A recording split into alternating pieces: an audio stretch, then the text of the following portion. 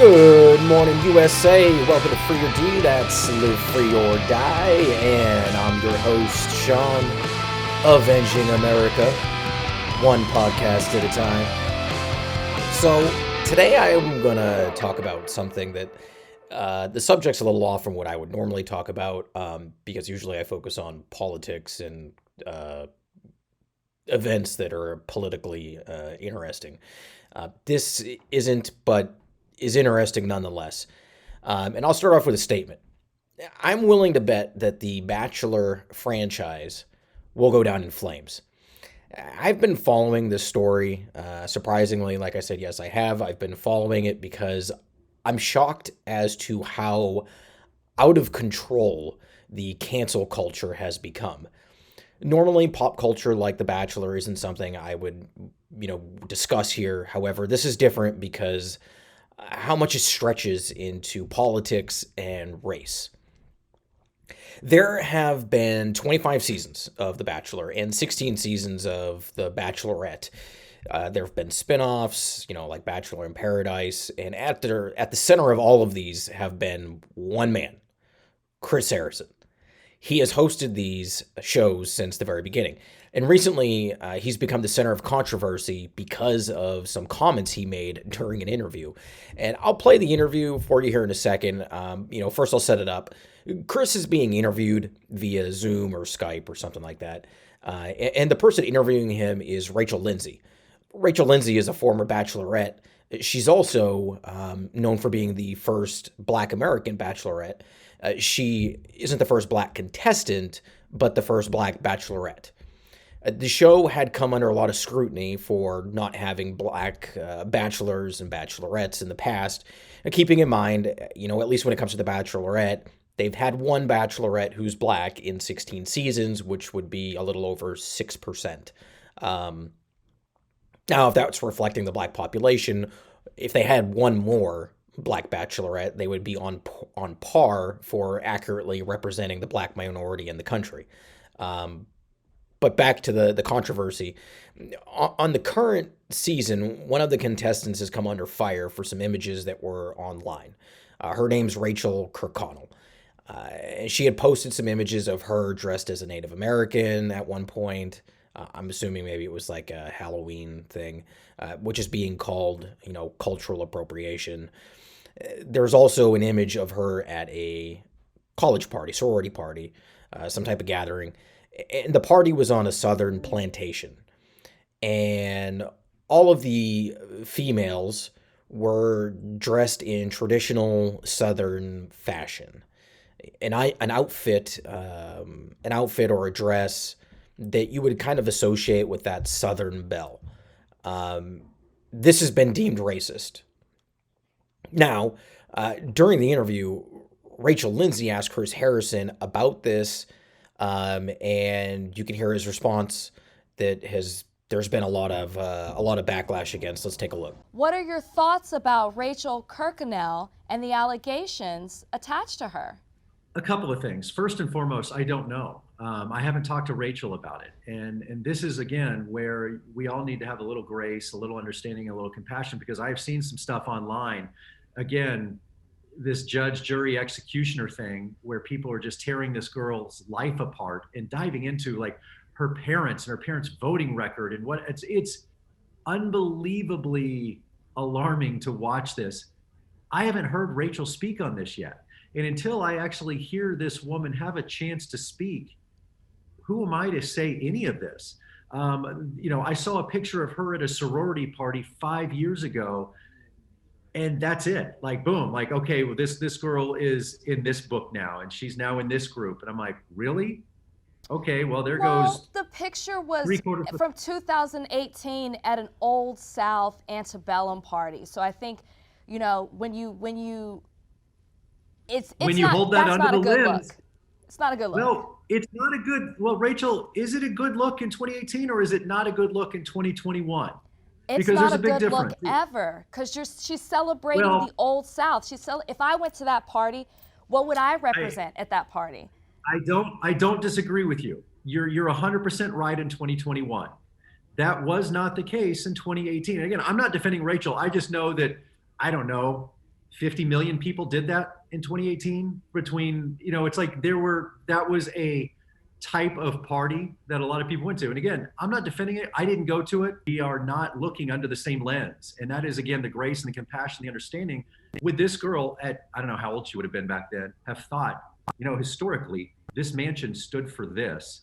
Guys, it's not really that woke that we're here. We need to have the understanding and the compassion of this history and what this stood for and what these people who own this mansion stood for. My guess, these girls got dressed up and went to a party and had a great time. They were 18 years old. Now, does that make it okay? I don't know, Rachel, you tell me. But where is this lens we're holding up? And was that lens available? And were we all looking through it in 2018? I don't know. I don't have these answers. Yeah, I think that's the problem is we weren't, you're right, we weren't looking through those lenses and we should have been. Now, Harrison has been forced to quit the show, and he has since issued an apology. Now, listen, it's his business if he, issues an apology. He's an adult. It's a free country. He can do whatever he wants. And one of the things I want to point out before I move forward, Rachel Lindsey, the woman interviewing him, the one that was supposed to be, offended, she agreed with him. She agrees with his assessment. Now, my question is, did he really do something wrong? I don't think so. He didn't defend the girl's actions, right? He didn't excuse her behavior. All he did was say, hey, before we burn this woman at the stake, let's just consider the climate of 2021. It's different than 2018 when the pictures were taken. I'm willing to discuss the actions of, Rachel Kirkconnell. I don't think she did anything wrong. There was nothing racist about it. Based on the outcry, are we supposed to believe now that everything related to the South during the antebellum period is, racist? Is the fashion racist? The architecture's racist? All of it's racist?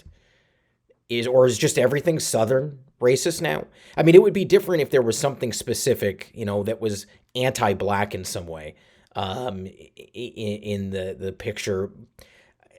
But there wasn't. It would be different if there was some representation of racism, of the subjugation of blacks, Black Americans in the image.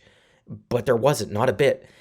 And maybe that isn't PC, but it's also not hypersensitive. And that's really where we are now. Everyone has become hypersensitive to everything. Everything in the media and pop culture is being investigated through the lens of racism. How is it racist? How could this be perceived as racism? Now, I want you to remember something. The contestant from the antebellum picture, Kirkconnell, right? She is on the show The Bachelor. She is trying to marry the current bachelor. He is black. His name is Matt James, and he is black. This is how psychotic people have become. This woman is being labeled and shamed as a racist. The most disgusting thing, and in my opinion, for that you can call somebody for really what? For wearing a dress? I'm sorry. She wore the dress while at a historic plantation. Okay, I get that. But they're acting like she was wearing swastikas and marching around the streets waving Confederate flags, and that Chris Harrison was somehow defending that. And that's just not the case. My opinion, again, is that this will basically be the end of the show. This is the beginning of the end for the Bachelor franchise. It's over. Cancel culture is won. Harrison is out. My guess is he's taking the show with him. I don't think Chris Harrison is racist. I don't think Kirkconnell is a racist. What I do think is that everyone is, again, hypersensitive.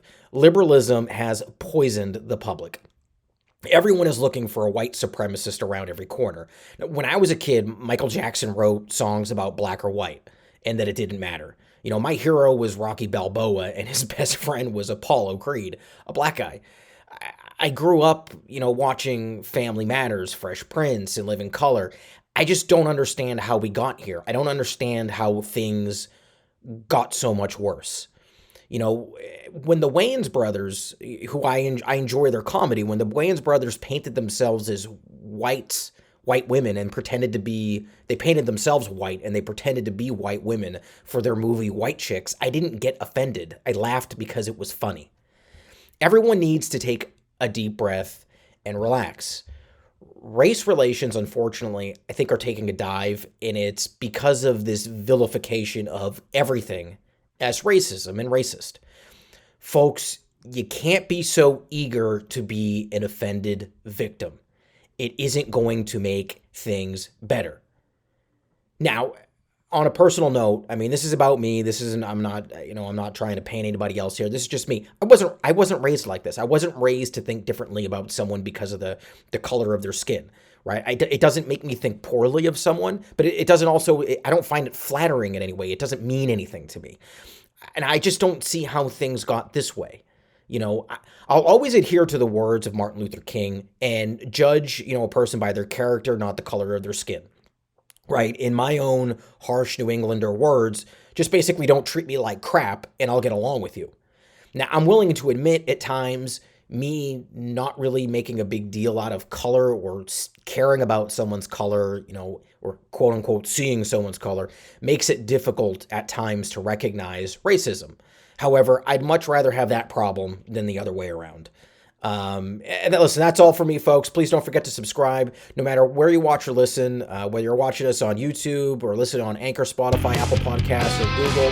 Thanks for joining. We'll see you next time.